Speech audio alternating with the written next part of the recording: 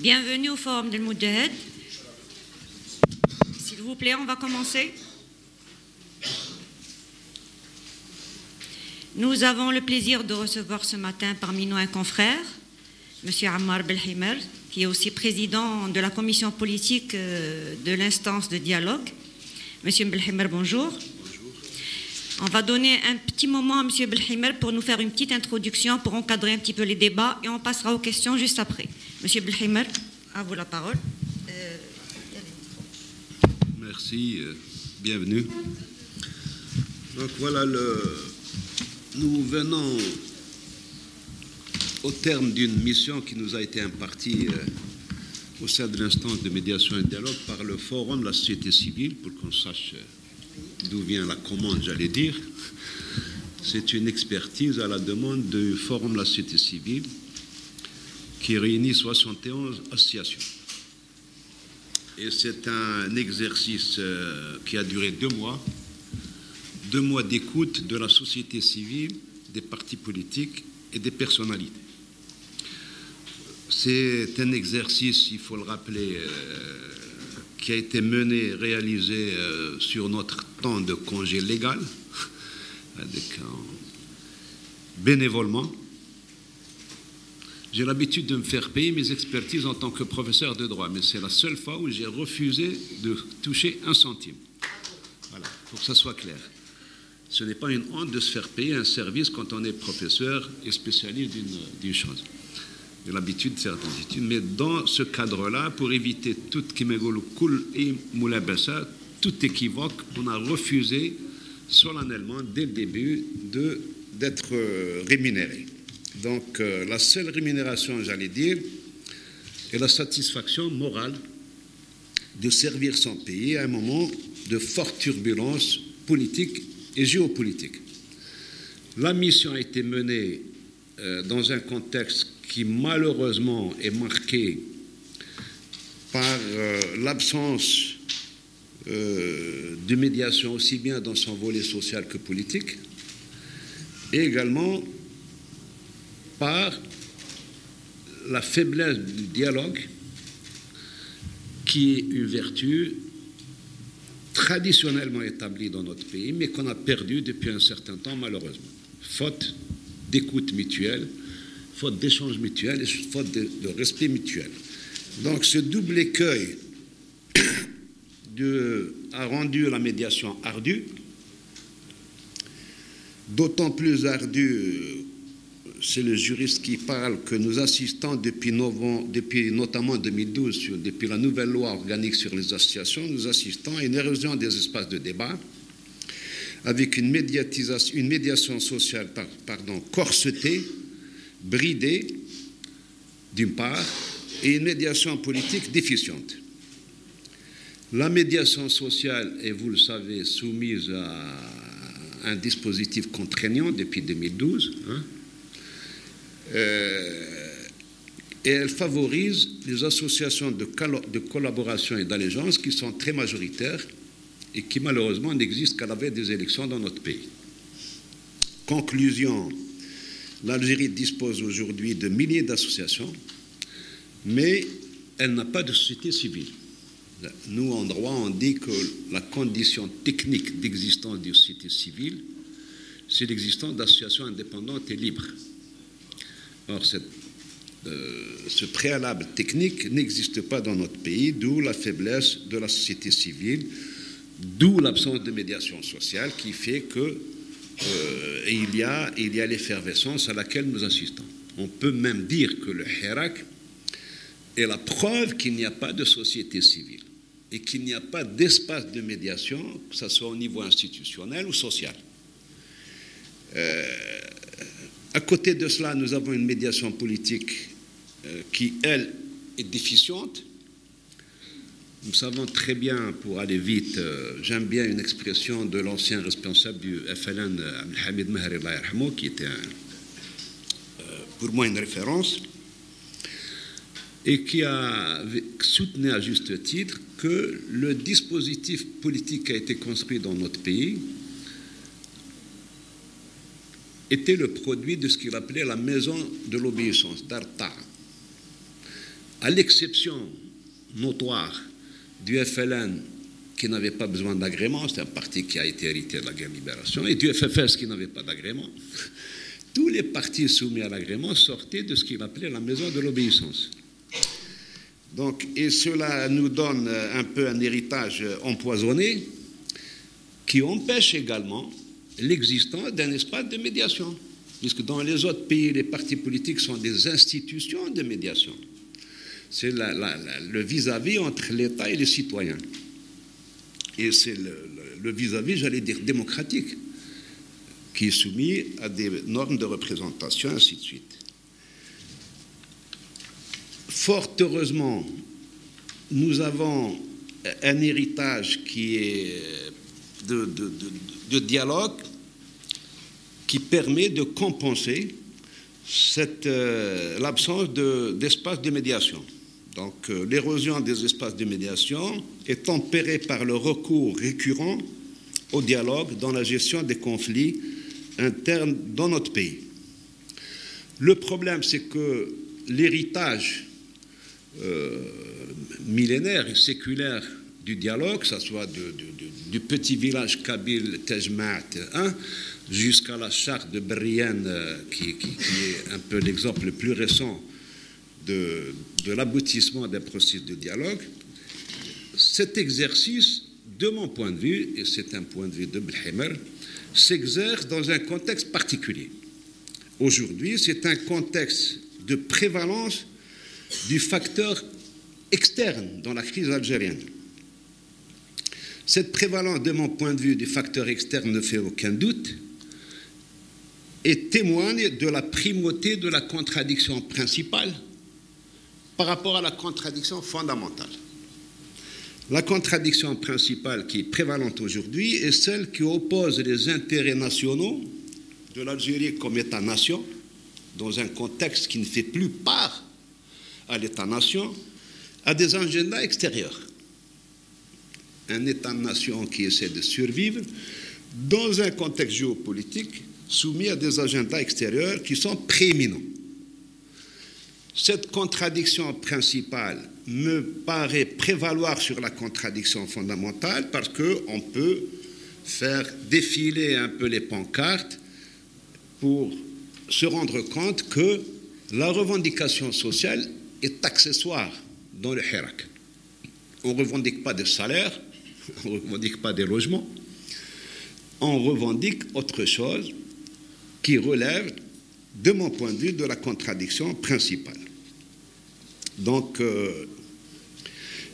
et les ramifications extérieures qui alimentent cette contradiction principale remettent au goût du jour les concepts de transition, de constituante, on les retrouve avec force, car, de mon point de vue, ils font l'économie d'un suffrage populaire qui peut être défavorable dans la cooptation des figures de proue des agendas extérieurs.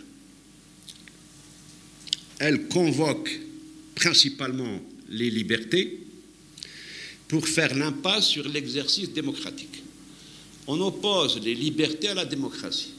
On ne va pas au vote parce qu'on veut des droits et on veut la démocratie.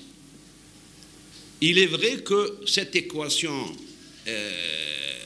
existe, y compris dans les démocraties libérales, dans les pays de démocratie libérale, et que c'est une équation qui est remise en cause par l'avènement des extrêmes droites ou des extrêmes de manière générale.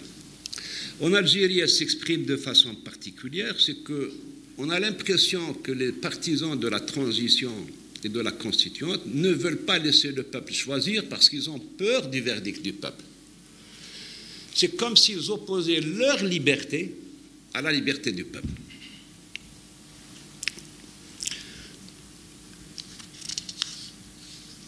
Donc, c'est dans ce contexte particulier, donc, que nous avons travaillé dans un exercice d'écoute de 27 partis politiques et de près de 6 000 associations, personnalités politiques. On nous a demandé plutôt on a douté des chiffres qu'on a avancés. Pour ce qui est des partis politiques, ils ont été sollicités pour présenter des propositions écrites qui figurent en annexe dans le rapport du panel, alors que pour les associations, on trouve dans les annexes du panel également la liste complète de toutes les associations qui étaient consultées. Elles n'ont pas été consultées toutes au siège du panel, puisque des initiatives ont eu lieu à Tébessa, Oran, Batna, Gigel, Constantine, un peu partout, où des gens se sont réunis pour animer des exercices de dialogue et d'écoute. Et nous avons donc recensé toutes ces initiatives, ce qui nous donne le chiffre de 5800 associations et personnalités politiques consultées. Cet exercice d'écoute nous a permis d'arriver à un certain nombre de conclusions qu'on peut résumer à 3 conditionnalités. D'abord, une conditionnalité politique, ensuite une conditionnalité institutionnelle et enfin une conditionnalité juridique. Les constitutionnalités politiques regroupent les garanties requises pour aller à des présidentielles dans les meilleurs délais ou dans les plus brefs délais. Parmi ces garanties, nous avons recensé premièrement le maintien du chef de l'État à son poste, c'est-à-dire aller jusqu'au bout de l'article 102, conformément à la décision du Conseil constitutionnel du 1er juin dernier, c'est-à-dire il reste à son poste jusqu'à l'avènement d'un nouveau président élu. La deuxième conditionnalité politique tient à la démission du gouvernement Bedoui, parce que tous les gens qu'on a écoutés, ce n'est pas le point de vue de Belhimer de Fahmoumleh. Je répercute ce que nous avons entendu de manière, j'allais dire, consensuelle, parce qu'on soutient qu'il a été impliqué dans la fraude de 2017 et qu'il a commencé également à réunir des signatures pour le 5e mandat. Et 2 raisons qui sont avancées pour rejeter un peu le maintien du gouvernement Bedoui. Troisième conditionnalité politique, on nous dit qu'il ne faut pas consulter les partis de l'Alliance parce qu'ils sont impliqués dans le 5e mandat. Sur cette question, il y a eu débat au niveau du panel. Moi, j'étais de ceux, et ça a été adopté, qui disent qu'il ne faut pas confondre les directions, les états-majors des partis de l'Alliance. D'ailleurs, ils sont tous en prison. Les responsables des 4 partis sont en prison. Il ne faut pas confondre les états-majors et la base militante de ces partis qui parfois étaient elles-mêmes victimes de l'arbitraire, de l'exclusion, de la marginalisation, et ainsi de suite. Donc, on fait la part des choses, d'autant plus que l'attitude la plus sage consiste à dire que je n'ai pas autorité à dissoudre un parti politique. Seul le Conseil d'État peut décider qu'un parti politique est illégal dans notre pays. Et seule une urne régulière peut décider qu'un parti politique n'a pas le droit d'exister sur la scène politique. Donc, ou les élections, ou la justice peuvent décider de l'éjection d'un parti de la sphère politique. Mais les états-majors de ces partis n'ont pas été consultés parce qu'on n'attend rien d'eux. Dernière mesure au titre du chapitre des conditionnalités politiques, c'est les mesures d'apaisement politique et social. Sur cette question, l'engagement du chef de l'État, qui est la première autorité du pays, de répondre favorablement aux conditions d'apaisement développées par les membres de l'instance de médiation et de dialogue, est corrélé, selon toujours le même chef d'État, à une stricte observation de l'indépendance de la justice. Et moi, j'adhère à cette vision. On ne peut pas d'un côté revendiquer une justice indépendante et de l'autre côté revendiquer qu'une instance exécutive prenne le téléphone et appelle la justice pour lui donner des ordres et libérer quelqu'un. Il y a un problème. Donc, il faut respecter la justice tout en sollicitant une accélération des procédures susceptibles de mettre un terme à des arrestations qu'on suppose arbitraires, parce que je ne suis pas juge d'instruction, je respecte le secret de l'instruction, je suis prof de droit. Je ne dirai jamais à mes étudiants décider que quelqu'un est coupable ou non de son arrestation ou sa garde à vue chez la police. Il faut être un pays de droit. Un pays de droit respecte le secret d'instruction et un pays de droit attend la décision du juge pour la commenter librement. Même si la décision d'un tribunal fait autorité. Voilà, au titre des conditionnalités politiques. Une conditionnalité institutionnelle qu'on a arrêtée, c'est la désignation d'une instance chargée de la préparation, de l'organisation et du contrôle des élections.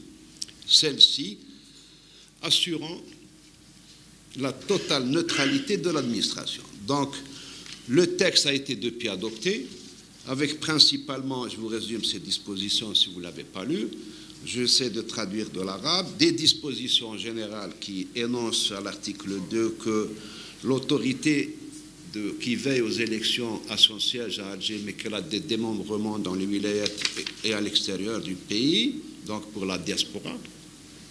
Et là, j'ouvre une parenthèse pour dire que l'idée générale du panel est de solliciter une révision de la Constitution une fois les élections présidentielles réussies pour que l'article 51 de la Constitution soit abrogé. On ne peut pas exclure 20% de la population algérienne qui va à l'extérieur. Donc l'article 51 me paraît être une condition pour reconstruire le tissu social en intégrant pleinement les éléments de la diaspora. Donc les missions de l'instance, de l'autorité ont été divisées en deux par le texte. Il y a des missions générales et des missions particulières ou relatives au contrôle des élections. Pour les missions générales, c'est la mise en œuvre de l'article 7 et 8 de la Constitution. Donc le peuple est la source de tous les pouvoirs dans notre pays. Il faut revenir à ça. On ne peut pas rester longtemps dans le provisoire, on ne peut pas rester longtemps suspendu en l'air avec un pays qui n'a pas d'assises constitutionnelles et institutionnelles. À côté de cette mission générale, articles 7 et 8, l'autorité dispose de missions relatives au contrôle des élections pour assurer la transparence et l'intégrité du scrutin à toutes les étapes, de l'étape de préparation des listes, adoption des listes électorales, jusqu'à l'annonce des élections, le recours étant réservé à la justice naturelle. La composition de la commission obéit à un certain nombre de conditions. Les membres de la commission doivent être inscrits sur des listes électorales, ils doivent être compétents, intègres, disposer d'une expertise et de l'indépendance requise pour leur mission. Ils ne doivent pas appartenir à un parti politique qui est engagé dans les élections depuis les 5 dernières années. Ils ne doivent pas exercer des missions, des responsabilités supérieures au niveau de l'État. Et ils ne doivent pas être déjà élus au niveau des assemblées locales ou de wilaya, ou parlementaires, pardon. Enfin, dernière condition pour être membre de cette autorité, il ne faut pas avoir d'antécédents judiciaires. Cas judiciaire vierge. Qu'est-ce qu'on peut encore dire? Il y a le président, oui, les membres, ça c'est important, sont au nombre de 50. Parmi les 50, 20 viennent de la société civile, 10 de l'université, des profs d'université, 10 des magistrats et des auxiliaires de justice, avocats, notaires, huissiers de justice, 5 viennent des corporations, 3 sont des personnalités nationales et 2 viennent de la communauté nationale à l'étranger. Voilà, grosso modo, le texte que nous avons proposé et qui a été adopté dans ces grandes lignes par les 2 chambres du Parlement algérien. Qu'est-ce qu'il nous reste? Il nous reste enfin une garantie légale, c'est l'amendement partiel de la loi organique relative aux élections, c'est-à-dire dans les dispositions relatives aux présidentielles seulement. Parce qu'on ne peut pas revoir dans un si bref délai l'ensemble de la philosophie électorale de l'Algérie. La proportionnelle, la semi-proportionnelle, c'est trop compliqué pour être traité dans la conjoncture actuelle. Conclusion, et je m'arrêterai là, même si j'avais quelque chose à dire sur... En conclusion, on peut dire que l'exemple de médiation et de dialogue a révélé 3 obstacles pérennes dans le long chemin de l'édification d'un État de droit dans notre pays. 1. Le vide constitutionnel. 2. Le désert institutionnel. Et 3. L'instabilité juridique et le mépris de la règle de droit. On récolte le peu de cas qu'on a fait de ces 3 conditionnalités. 1. Le vice juridique, constitutionnel est à l'origine du reste de tous les manquements. Il est tel que personnellement, moi je parle dans notre pays de constitution de circonstances. Nous avons eu depuis 1962 4 constitutions formelles et 4 constitutions matérielles. Donc nous avons eu 8 constitutions. La dernière, celle de 1996, a été amendée 4 fois. Donc tu peux dire qu'il y a eu 12 constitutions depuis l'indépendance. Pour ce qui est du vide institutionnel, il me semble être illustré par l'absence de pouvoirs capables d'assurer l'ordre, la stabilité et la sécurité des territoires en dehors de l'institution militaire et de l'appareil judiciaire. Quand on fait le bilan de l'édifice institutionnel, on voit que, comme dirait Gramsci, il y a un pouvoir dirigeant, il y a des pouvoirs dominants. Le pouvoir dirigeant tient à l'institution militaire qui assure l'ordre, la stabilité, la souveraineté, avec l'émergence de ce que j'appelle l'émergence d'un pouvoir judiciaire. Depuis quelque temps, il y a une autorité judiciaire qui prend du poids dans notre pays, à un niveau dirigeant. À un niveau dominant, il y a des forces, comme je dis, donc avec une prévalence des facteurs externes de la contradiction principale, qui sont manifestement très fortes et dominantes dans la sphère médiatique et des réseaux sociaux. Notamment, personnellement, moi, je suis effrayé par le poids qui est pris par les réseaux sociaux. Comme disait, Morsli me montrait tout à l'heure une citation d'Umberto Eco, l'auteur italien, qui disait que les réseaux sociaux permettent aux derniers des imbéciles d'insulter un prix Nobel. Voilà un peu ce qui nous arrive malheureusement dans notre pays. Le reste donc des espaces, particulièrement les réseaux sociaux, est largement dominé par les agendas extérieurs. Qu'on le veuille ou pas, les techniciens appellent ça les biais numériques. Les biais numériques, ce sont les instruments techniques qui permettent de biaiser un message. On peut, par des armées de commandos situées à l'extérieur, à Tel Aviv, à Paris, à Montréal ou n'importe où, vous polluer ou vous rendre impossible l'existence dans un pays. C'est un peu ce qui nous arrive, nous, sur le champ médiatique. Et troisième conclusion, donc, la troisième entrave à l'état de droit, c'est la difficulté à passer d'une régulation par la violence institutionnelle et sociale à une régulation par le droit. Et l'incapacité d'asseoir dans notre pays une sécurité juridique qui garantisse la publicité, la stabilité et la prévisibilité des lois. Ce n'est malheureusement pas le cas et c'est ce qui nous reste à construire. Je vous remercie. Je terminerai un dernier mot. Tout cela appelle à ce que j'appelle, et je n'ai pas le temps de développer, j'espère qu'on aura une autre occasion pour le faire, nous avons besoin d'un nouveau paradigme constitutionnel.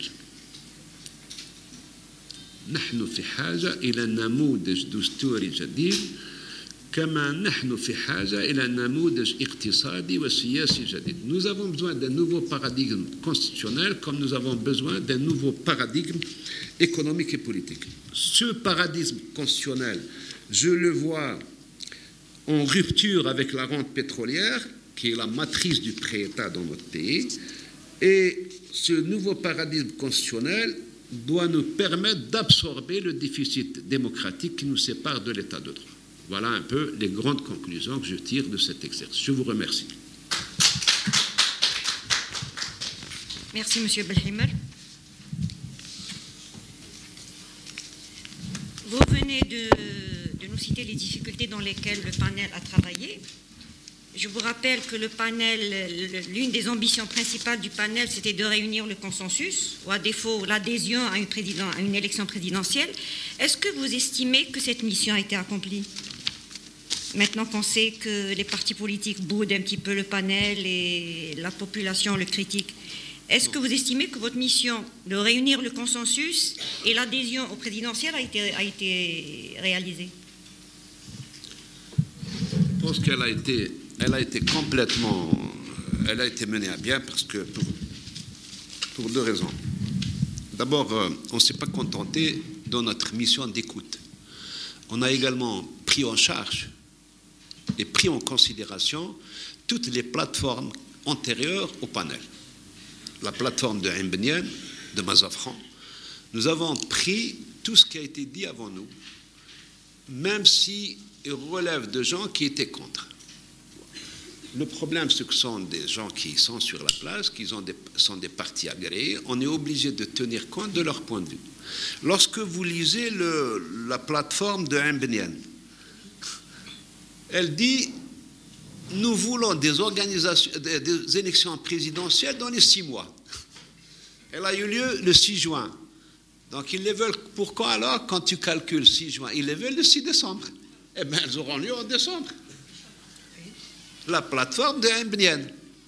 Où est la différence entre eux et nous? La différence, c'est que nous, on dit il faut aller aux élections dans le cadre constitutionnel qui existe, avec ses défauts, avec ses limites, même si on est à la marge de l'exercice, du respect de la Constitution. Et eux, ils disent il faut aller à la transition. Du point de vue géopolitique, moi je suis contre la transition parce que je pense qu'on a hérité des schémas atlantistes du change regime que les États-Unis ont créé, soi-disant, pour combattre ce qu'ils appellent les États voyous ou je ne sais pas quoi. La Libye, l'Irak, tous les États qui n'obéissent pas à un agenda américain est un État voyou. L'Algérie n'est pas un État voyou, je m'excuse, donc je refuse la transition. Donc je refuse la constituante parce que c'est un exercice qui ne sert à rien. Le plus beau, soyons honnêtes entre nous, parmi les gens qui revendiquent la constituante, nous trouvons, et je respecte leur choix, des gens qui étaient membres du CNT. Eh oui, le CNT était un organe constituant en Algérie. Donc, il y a eu une expérience d'exercice constituant, celui du CNT, que je respecte, puisqu'il nous a donné la Constitution de 96. D'accord? Et je suis pour la Constitution de 96. Moi, je pense que dans l'héritage constitutionnel que nous avons, l'Algérie peut être fière de 2 grandes constitutions. Celle de 89, qui a consacré les libertés et notamment la propriété privée de manière générale, et celle de 96, qui a consacré la liberté d'investir, de commerce et d'industrie. Malheureusement, les 2 constitutions sont le produit de contraintes externes, là aussi. Celle de 89, parce que nous avons eu la crise des paiements de 86, le tarissement de la rente pétrolière en 86, n'avait pas d'autre choix que de faire plaisir à l'Occident en adoptant une économie sociale de marché. Et celle de 96, parce qu'elle est venue 2 ans après, malheureusement, le réchauffement de la dette extérieure et le stand-by agreement du FMI qui te dit non, il faut que tu inclues dans ta constitution la liberté de commerce et d'industrie. Donc, à la limite, tu viens me donner des leçons alors que tu as fait un exercice constituant qui est là, normalement, dont tu dois être fier et dont tu dois te revendiquer. Donc, parmi les gens qui étaient rédacteurs de la plateforme de Mbnian, il y en a, je parle de souvenir, il y en a au moins 3 qui sont membres du CNT. Assoul était membre du CNT. Ah, oui. Ah, oui. Et Sophia Gilel était membre du CNT. Si, il y a l'autre du PLD, Parti libéral, comment il s'appelle? Il était membre du CNT. Il vient dire, non, mais si, voilà, tu as fait une constitution. Et moi je dis, cette constitution, elle offre un cadre provisoire, pas transitionnel, provisoire, jusqu'à ce qu'un nouveau président élu nous assure ce que j'appelle le nouveau paradigme constitutionnel. Donc, finalement, au résultat, le mot de la fin, c'est qu'il n'y a pas de problème politique réel. Il y a un problème de leadership. Il y a un problème de leadership. C'est un peu, ça me rappelle l'expérience tunisienne, c'est des Merzougis qui veulent être placés au pouvoir sans passer par les urnes. Voilà. Non, je ne veux pas de Merzougis. Je veux du dernier des Algériens que je déteste le plus, mais élu par le peuple. Je n'ai pas à l'aimer. D'accord? Une fois qu'il est élu, on arrête. On le respecte, il est élu par le peuple, c'est tout. Mais je ne veux pas de gens cooptés par qui que ce soit. Ou des gens qui enfourchent un mouvement populaire pour asseoir un leadership qui n'est pas démocratiquement établi. Voilà un peu ma conception. Voilà, vous parlez de leadership par rapport aux partis politiques, aux leaders politiques. Et pour ce qui est de la caution populaire par rapport à votre rapport et à vos résultats, la caution populaire, est-ce qu'elle existe aujourd'hui par rapport à ces élections? Quel est l'instrument de mesure d'une caution populaire?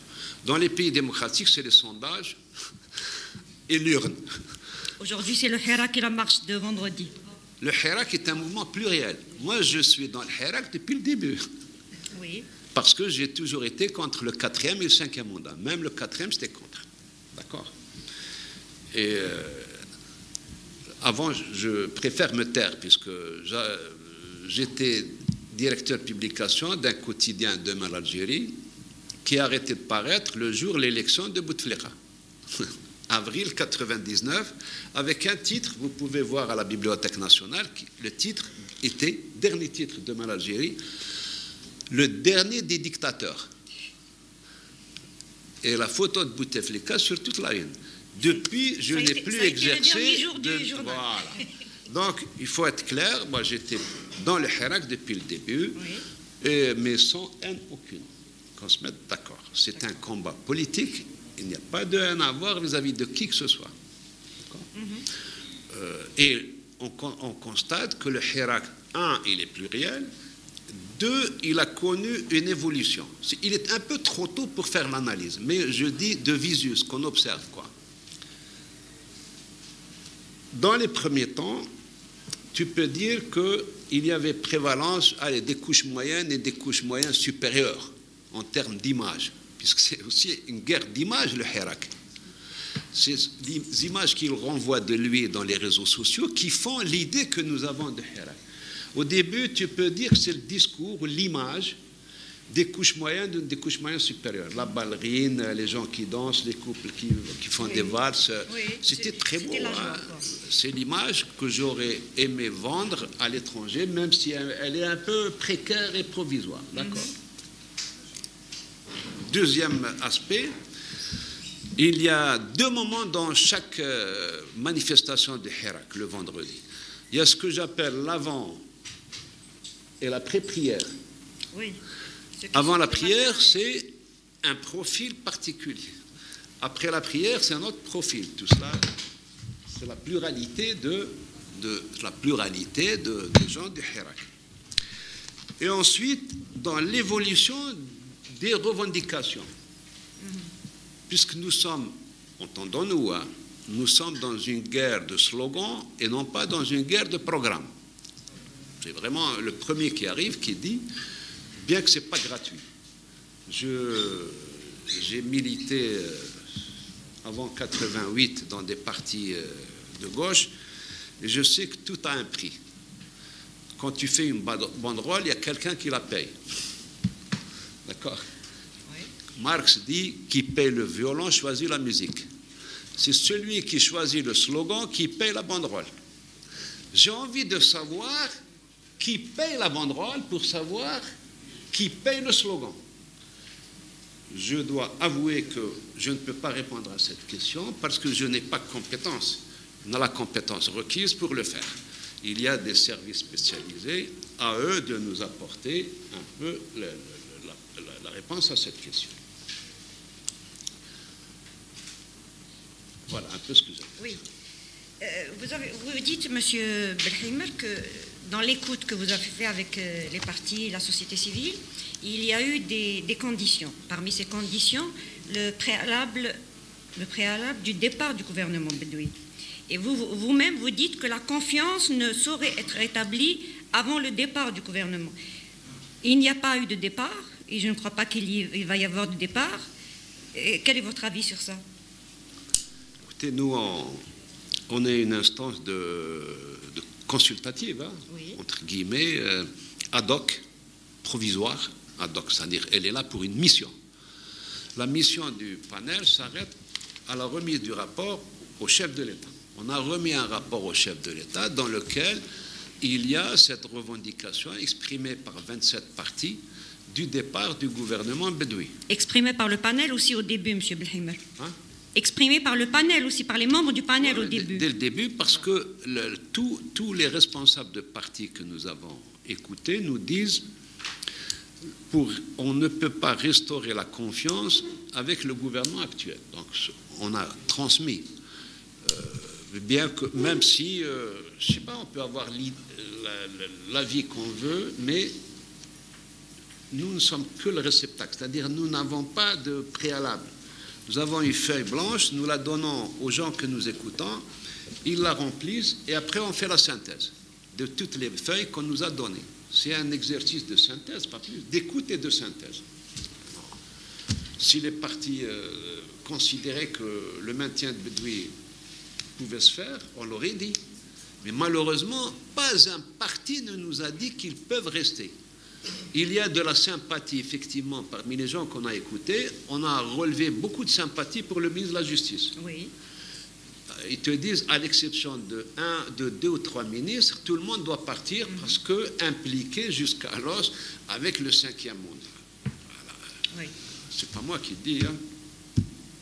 Moi, je n'ai pas d'avis à donner là. Monsieur Belheimer, avant même le début du travail du panel, il y a eu des préalables qui ont été posés, notamment le départ du gouvernement, la libération des prisonniers d'opinion. Le président de l'État a donné son avis favorable. Jusqu'à maintenant, est-ce que ces conditions ont été réalisées? Est-ce que vous avez continué à travailler même en l'absence de la réalisation de ces conditions? Non, la mission du panel est terminée. D'abord, il faut qu'on se mette d'accord. Le président de l'État a précisé qu'il ne lui appartient nullement de faire obstacle à l'indépendance de la justice. Donc ça, c'est une attitude responsable, que je partage d'ailleurs. Je n'ai pas envie que dans mon pays, un ministre ou un président de la République prenne le téléphone et ordonne au juge d'instruction ce qu'il doit faire. D'où le changement de ministre. C'est à son honneur. Oui, je respecte. Maintenant, ce qu'on appelle en droit, il peut y avoir des besoins d'ordre public, hein, des exigences d'ordre public qui sollicitent l'accélération des procédures judiciaires. Hein. Il y a des procédures accélérées dans le droit. Oui. Pourquoi? Parce qu'elles sont sollicitées, ces procédures accélérées, pour des questions d'ordre public en général ou pour des questions de droit, des prévenus, et ainsi de suite. Ce n'est pas pour rien qu'une garde à vue ne doit pas durer plus de 24 heures. Il y a des procédures qui permettent de répondre aux sollicitations d'apaisement, hein, aux mesures d'apaisement, sans bouleverser l'indépendance de la justice. De la même manière, nous avons sollicité dans le rapport des mesures d'apaisement social. Je n'en ai pas parlé parce que c'est dans le rapport et l'État a désigné des liquidateurs, oui, ou des administrateurs, pardon, de biens des entreprises dont les gens sont en prison, dont les patrons sont en prison. Ça a été pris en charge. Donc je ne l'ai pas mentionné. Ça a été pris en charge depuis. Donc on ouvre les débats. Est-ce que mes confrères journalistes ont des questions à poser? Oui, le micro. Le micro. Voulez-vous vous présenter avant de poser vos questions, s'il vous plaît? Liamza de l'Expression. Bonjour, Monsieur Belheimer. Monsieur Belheimer, que pensez-vous du dénouement de la situation actuelle en tenant compte de l'éventualité de la convocation du corps électoral et en absence justement de la satisfaction des préalables et des autres conditions qui ont été énoncées.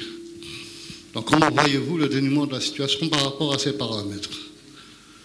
Moi, je pense que les choses évoluent dans la douleur, dans la difficulté, mais elles évoluent positivement. Voilà, un peu mon sentiment. J'ai le même ressenti que vous. Le sentiment d'imprévisibilité, le sentiment d'illisibilité, la peur du lendemain, tous les Algériens le ressentent. Mais j'ai la satisfaction et j'essaie de positiver en me disant que les grandes échéances sont respectées et faisant confiance à ces étapes pour aller vers la lumière et sortir du tunnel. Voilà un peu l'espoir que j'exprime, quoi. Donc le corps électoral va être convoqué, le gouvernement, j'espère, va partir, l'autorité de surveillance des élections sera installée, les candidatures seront recueillies. Je pense qu'avec des candidatures crédibles, fortes, charismatiques, le peuple votera en masse. La condition, donc, c'est la confiance, l'assurance d'un scrutin propre, transparent, intègre, et la qualité des candidatures qui se présenteront au peuple. Voilà un peu mon sentiment. Merci. D'autres questions? Oui.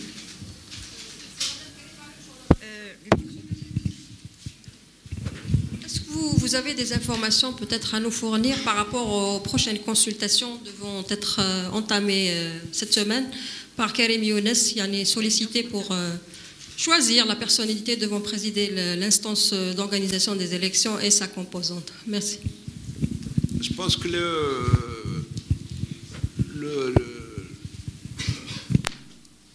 les consultations entamées par le président de l'instance de médiation et de dialogue à la demande du chef de l'État, d'accord, je pense qu'elles arrivent à leur terme.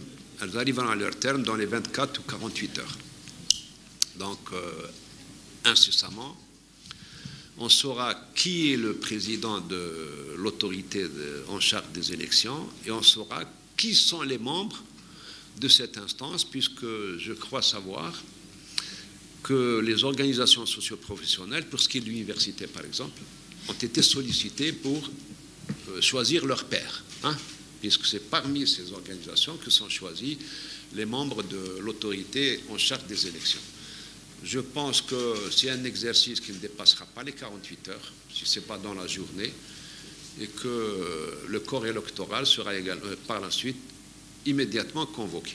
Voilà un peu. Je crois qu'il y a une réunion ce matin au Saint-Georges, justement. Voilà. Ça, je ne le savais pas. Donc, une réunion ou bien pour installer la commission de préparation des élections, ce matin même. C'est la logique qui voudrait que ça se passe ainsi. Est-ce que vous croyez qu'il va y avoir l'adhésion à cette commission de préparation? L'adhésion a été absente pour la commission de médiation. Est-ce que vous estimez qu'il va y avoir adhésion des personnalités pour cette commission de préparation des élections?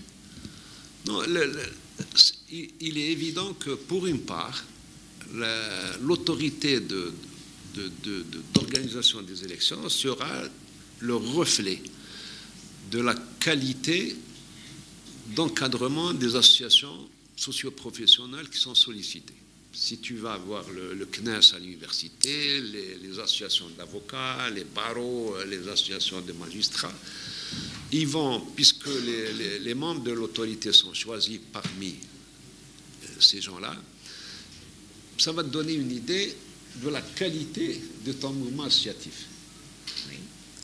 C'est vrai que le mouvement associatif dans notre pays est plombé par la loi de 2012 qui n'a pas permis l'éclosion d'initiatives très libres, de personnalités fortes. Ça j'y peux rien, c'est pas de ma faute. Il faut revoir la loi de 2012, il faut libérer le champ associatif pour avoir des personnalités, j'allais dire, à la hauteur de l'événement et de l'actualité. Bien. Mais ça ne dépend pas de moi, ça c'est un long processus de construction de la société civile. D'autres questions? Oui. Allez-y, madame. Le micro. Attendez le micro, s'il vous plaît. Karima Shtoudah, Numida TV, s'il vous plaît, vous avez parlé d'une guerre de slogans في المسيرات يعني في الأيام الجمعة.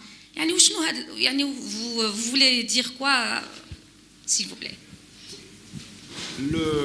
J'ai parlé de كلبت على حرب الشعارات وليس حرب برامج. C'est une guerre de slogans par un mouvement populaire et pas une guerre de programme parce que c'est pas un espace dans lequel des partis politiques s'affrontent autour de programmes politiques, autour de conception de l'avenir, ainsi de suite. Donc, ce qu'on remarque, c'est des slogans, mais pas des programmes. Voilà.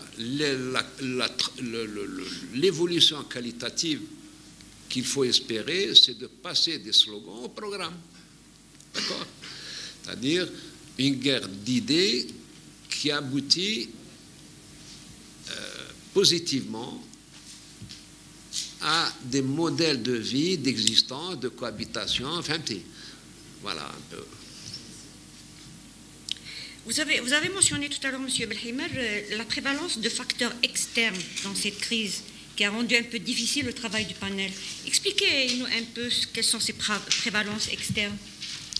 Non, moi, de mon point de vue, ça c'est une conviction, j'allais dire, géopolitique, quoi. D'abord, il y a une mondialisation de la chose, de l'économie, de la décision politique dans le monde. Oui. Il y a une mondialisation du droit. Moi, je dis, lorsque je parle de nouveau paradigme constitutionnel, je rêve d'avoir le modèle allemand en place en Algérie. Il y a un constitutionnalisme économique qui a été adopté par Merkel. Merkel a introduit dans la constitution allemande la règle d'or de Maastricht qui interdit à l'État allemand de vivre au-dessus de ses moyens. Merveilleux si on peut. Donc il y a une mondialisation, y compris des normes constitutionnelles, qui laisse très peu de place à l'État-nation. Ce n'est pas un problème d'Algérie. Le problème, c'est que le traitement qui est réservé aux États-nations dans la région du Grand Maghreb ou Grand Moyen-Orient est un traitement particulier. Ce n'est pas un traitement d'égal à égal. Poutine parle de démocratie illibérale ou libérale par rapport à des démocraties nationales. Nous, ils ne nous considèrent pas comme des démocraties nationales. Ils nous considèrent comme des reliques de l'État-nation ou des États voyous, ou c'est-à-dire des entités qui n'ont pas le droit d'exister de manière autonome par leurs propres moyens, qui ont besoin de tuteurs. Voilà un peu le GMO américain. Et tous les pays arabes, à l'exception de l'Algérie, sont passés par là. Ils sont passés par le régime Change, ils sont passés par le rouleau compresseur. Donc, cette prévalence du facteur externe est évidente parce qu'en dehors d'alliances qui te permettent d'avoir une marge de manœuvre dans l'autonomie de décision politique, en dehors de ces alliances, par exemple dans le cadre des pays émergents. Tu peux renforcer tes liens avec les BRICS, la Chine, la Russie, les pays émergents de manière générale, ce qui te donne une marge de manœuvre contre la volonté de puissance et de mondialisation, de globalisation des États-Unis. Voilà un peu la prééminence du facteur externe ne fait aucun doute vis-à-vis de tous les pays, notamment pour les pays arabes. Pourquoi? Parce que le franc intérieur est faible. Oui. Et ce sont des États encore en construction. Hamrouche parle de pré-État. Il a raison de parler de pré-État, c'est-à-dire c'est un État inachevé. D'autant plus inachevé qu'il est exsangue. François Pérou te dit le développement doit réunir deux conditions. La condition de continuité et la condition d'accumulation. Nous avons la discontinuité et nous avons la désaccumulation avec les évasions de capitaux, les évasions de cadres, les fuites de capitaux, tu formes un cadre, il se sort. Tu envoies un étudiant à l'étranger, ce qui nous arrive, il ne revient pas. Comment peux-tu te développer?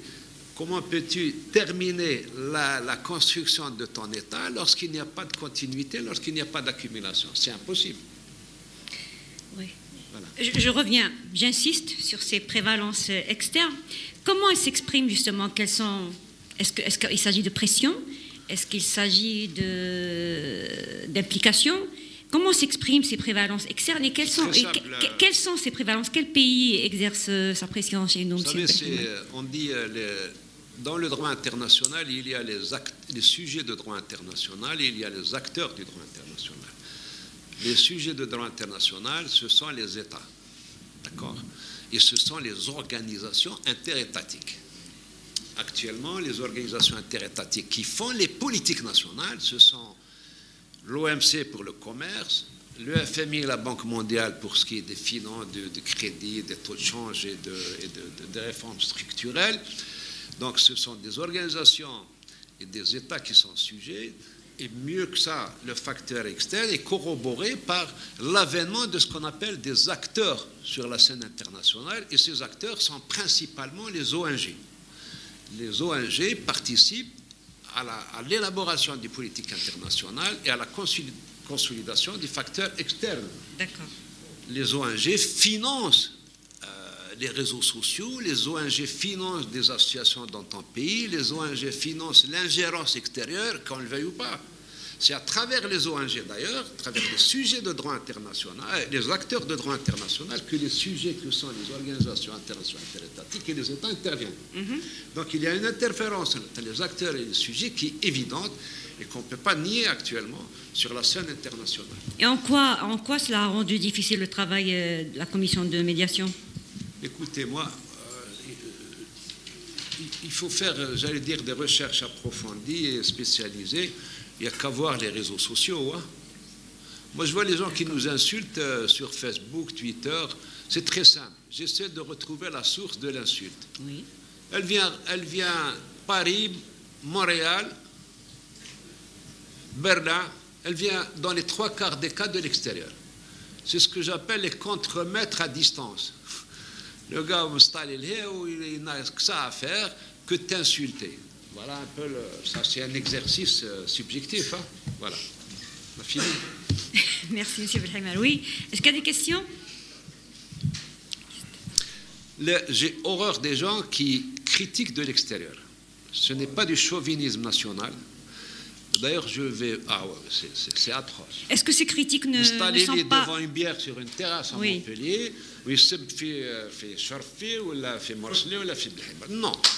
Viens ici, bats-toi avec moi, الدار معايا, قابل وسب على روحك. Mais ما تسبش. Mais pas d'insultes. Nous, on voit la poubelle qui est devenue Facebook et Twitter. Le niveau du langage, c'est exécrable. C'est exécrable. Maintenant, personnellement, j'ai 4 enfants, j'ai 2 petits-enfants. Imaginez, ils lisent ça. C'est une catastrophe. Il n'y a plus de débat dans ces conditions. Il n'y a plus de dialogue, il n'y a plus d'échange. On ne parle plus le même langage. Entre le langage de l'insulte et le langage de la raison, il n'y a rien qui les ramasse, qui les rassemble. Non. Bien. S'il n'y a plus de questions, on va je vous donne le mot de la fin, M. Belhimar. Votre optimisme. Vas-y, madame, vas-y. Vas-y. Dernière question. Moi, j'aimerais savoir une chose, puisque aujourd'hui même, la Tunisie choisit son président. Vous êtes d'accord? L'Algérie, comme on dit, c'est vrai, on est passé par des étapes très dures, il faut le reconnaître. Moi, j'aimerais savoir, avez-vous déjà, monsieur Belhimar, une idée sur le choix de ces candidats? Déjà, pratiquement, je dirais. Est-ce qu'il y a eu déjà une idée sur qui? Parce qu'il y a eu des conditions cette fois-ci. C'est pas comme la première fois. Il y a des conditions sur le candidat qui va se poser. Et bien sûr, c'est le choix. Le choix revient au peuple. Ça, c'est clair et net. Comment vous voyez? C'est-à-dire, est-ce que ça va se dérouler très vite comme on l'a prétendu, comme on est en train de l'entendre? On a parlé du 15. C'est vrai que nous avons entendu parler de la réunion ce matin, qu'il y a une réunion qui se fait. Inch'Allah, on est là. Nous, en tant que société civile, nous avons invité des étudiants, puisque vous êtes le doyen de... Professeur, oui. Ils sont là, ils sont venus vous écouter, pour vous dire. Donc, est-ce que vous pouvez, c'est-à-dire nous donner une idée sur, que ce soit les prochains candidats, ou le jour J de cet événement, se fera-t-il très vite, ou comme on le dit, on donne une date précise? Merci. Bon, les grandes échéances sont connues, donc l'autorité en charge. Oui, allez-y, monsieur. Tous les candidats, les 26 ou les 27, qui sont pour la première visite, c'est l'Algérie. Mais il y a un seul qui a un peu insulté Vous parlez de la Tunisie? la Tunisie. D'accord. C'est le 26. Hein. Mhm. Le premier souhait, le premier déplacement, c'est l'Algérie. D'accord. Et il y a un candidat, c'est un journaliste, hein, Oui. 7 livres. Avec, il a insulté Oui. les Algériens. Oui. Et il a demandé des excuses après pour... Non, il a maintenu. Hein. Oui. Il a maintenu. D'accord. Il y a un deuxième point, personnellement, les personnalités algériennes. Je cite des exemples. Amrouche, Taleb et X. Pourquoi ils ont abandonné l'Algérie? Oui, bonne question. Je parle Merci. connaissant bien les gens dont vous parlez, que je respecte. Si Ahmed Taleb, Hamrouche, Ben Felice, je ne crois pas qu'ils aient abandonné l'Algérie. Je pense que, je vous donne mon sentiment. Laissez-le répondre, Ça s'il vous répond à plaît. sa question. Laissez-le répondre, s'il vous plaît.